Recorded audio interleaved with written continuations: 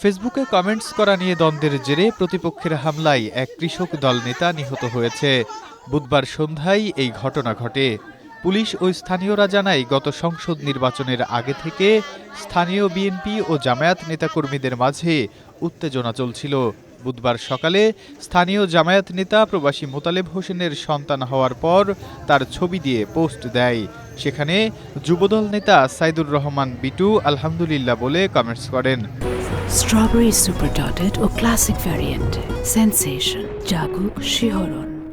সেই কমেন্টসে নিহত আবুল কাশেমের ভাতিজা লিমন বাজে মন্তব্য করে রিপ্লাই দেয়। এই নিয়ে সন্ধ্যায় গ্রামের একটা চায়ের দোকানে দুই পক্ষের বাকবিতণ্ডা হয়। এরই এক পর্যায়ে আবুল কাশেমকে পিটিয়ে গুরুতর আহত করা হয়। সেখান থেকে তাকে উদ্ধার করে হাসপাতালে নিয়ে গেলে কর্তব্যরত চিকিৎসক তাকে মৃত ঘোষণা করেন। নিহত আবুল কাশেম ঝিনাইদহের হরিণাকুণ্ড উপজেলার কাপাসহাটিয়া ইউনিয়ন কৃষক দলের সাধারণ সম্পাদক ছিলেন।